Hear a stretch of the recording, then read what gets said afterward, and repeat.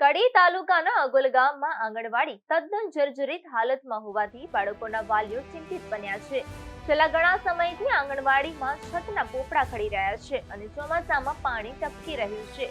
બાળકો જીવના જોખમે અભ્યાસ કરવા મજબૂર બન્યા છે. ત્યારે વિકાસની વાતો કરતી સરકારે જાગે અને આંગણવાડીનું મકાન નવીન બનાવે એવી માંગ ઉઠી છે.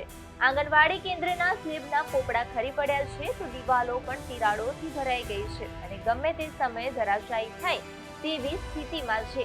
પરંતુ તંત્ર બાળકોની પરવા કર્યા વિના જ આ સ્થિતિમાં રાખતા સરકારના બાળકોને આંગણવાડી કેન્દ્રો તરફથી વાળવાના સપનાઓ પર પાણી ફરી રહ્યું છે. એક તરફ સરકાર બાળકોને આંગણવાડી તરફ ફેરવા અનેક પ્રયાસો કરી રહી છે, ત્યારે લાખો કરોડો રૂપિયાનો ખર્ચ કરી રહી છે, પરંતુ બીજી તરફ જર્જરિત આંગણવાડી કેન્દ્ર બનવા છતાં તંત્ર દ્વારા કોઈ પણ જાતની નક્કર કામગીરી કરવામાં આવી નથી.